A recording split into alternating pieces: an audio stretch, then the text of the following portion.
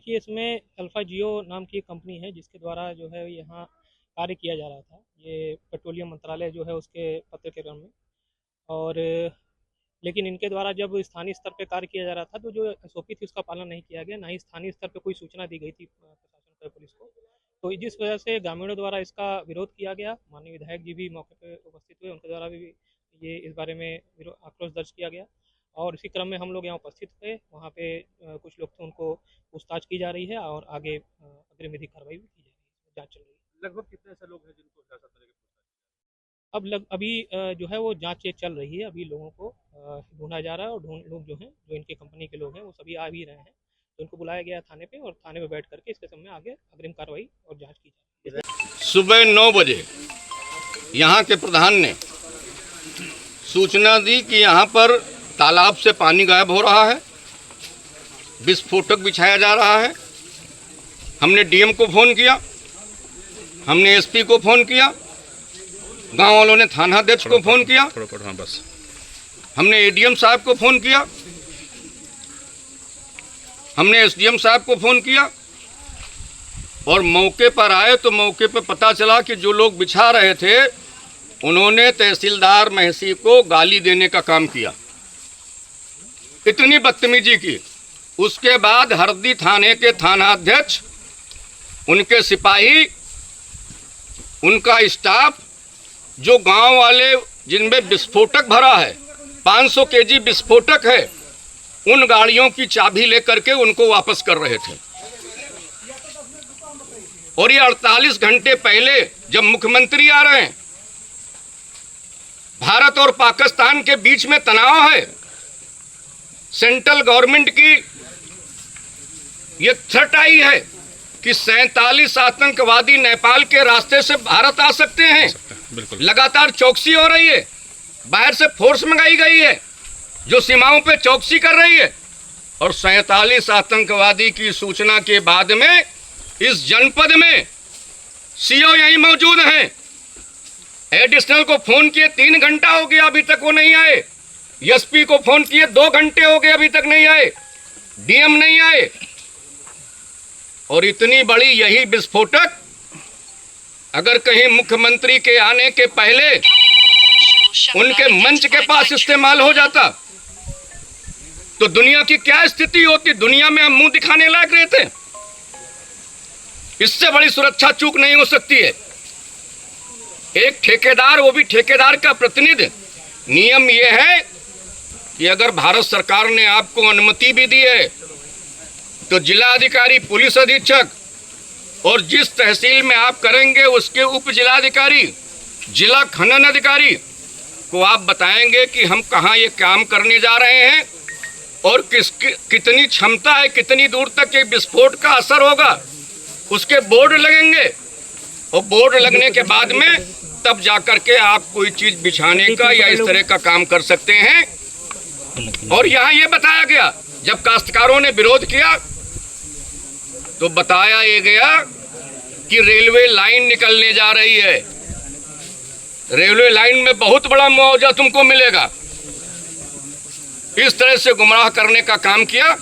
और यहाँ की पुलिस, क्षेत्राधिकारी से लेकर के सिपाही तक के सब लोग ऐसे चूक करने वालों को, ऐसे गलत काम करने वालों को पनाह देने का काम कर रहे हैं। क्या आप ये मानते हैं कि मुख्यमंत्री के आने से पहले एक बड़ी सुरक्षा में चूक ये मानी जा रही है, क्योंकि जिस तरीके से ये विस्फोटक है ये किसी के द्वारा उस जगह पर भी इस्तेमाल किए जा सकते थे जहां पर मुख्यमंत्री का परसों आगमन है। इस चीज़ को आप मानते हैं?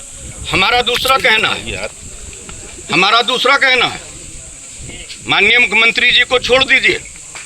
माननीय मुख्यमंत्री जी जिस वक्त लोकार्पण कर रहे हो प्रधानमंत्री जी के वर्चुअल उद्घाटन के बाद में उनकी उपस्थिति में लोकार्पण हो रहा हो महाराजा सोहेलदेव का। और महाराजा सोहेलदेव 11वीं शताब्दी के ऐसे महाराजा हैं जिन्होंने एक मुगल शासक को मारने का काम किया था। 150 साल तक मुगल इस तरफ मुंह नहीं कर पाए थे। और जो 47 आतंकवादी नेपाल की सीमा से यहाँ आने वाले थे, वो इन प्राइवेट पार्टियों से विस्फोटक खरीद करके और एक गांव को ही उड़ाने का काम करते तो क्या हश्र होता। इसके लिए कौन जिम्मेदार होता? जिम्मेदारी तो यहां कोई ले ही नहीं रहा है। मैं देख रहा हूं 1.5 घंटे से नौटंकी हो रही है यहां पर पुलिस विभाग की ओर से। सदुआपुर में बिछा हुआ है, लखनापुर में बिछा हुआ है, बालासराय में यहां से 15 किलोमीटर दूर बिछा हुआ है।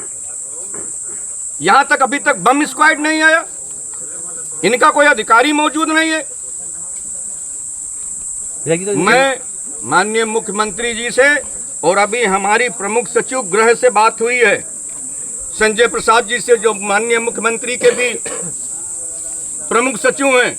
मैंने उनसे कहा है कि जब तक निस्तारण न हो जाए इसका, तब तक माननीय मुख्यमंत्री जी को यहाँ का दौरा रद्द कर देना चाहिए।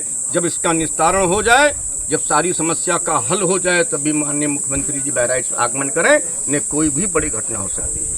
यहाँ से कई गाड़ियाँ विस्फोटक लेकर के भग भी चुकी हैं। एक भी सिपाही मैं आया हूँ रास्ते में नहीं मिला है। तहसीलदार को गाली दी जा रही है यहाँ के लोगों द्वारा जो ये कृत्य कर रहे हैं, और यहाँ का पुलिस विभाग उनकी आरती उतारने की योजना बना रहा है। ये क्षम्य योग्य अपराध नहीं है।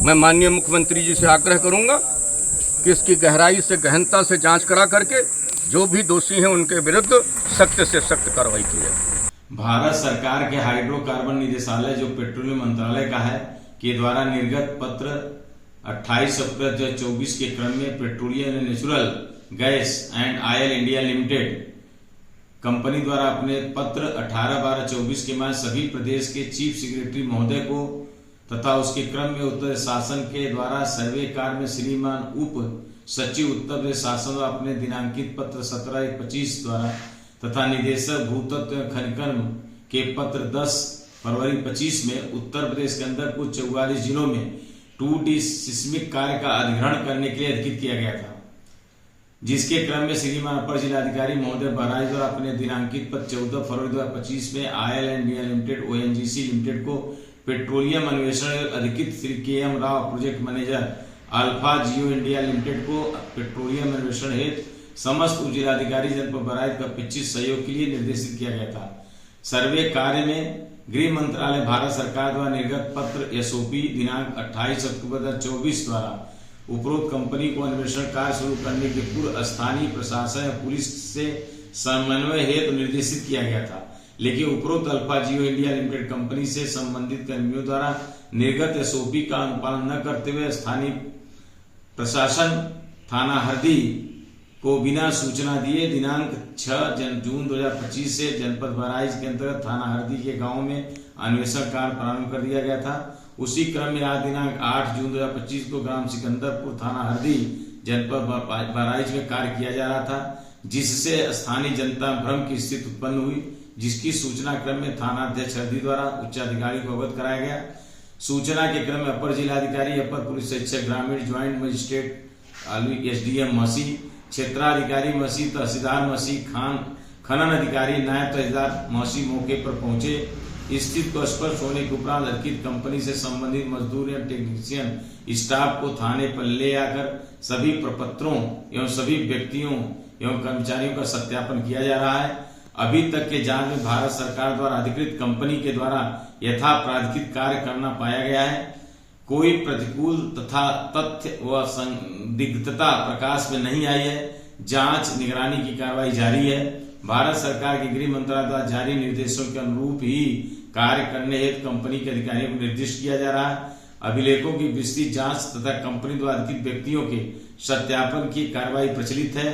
अन्य कोई प्रतिकूल तथ्य दृष्टिगत नहीं है। सुरक्षा के विषय में कोई प्रतिकूल तथ्य नहीं प्राप्त हुआ है।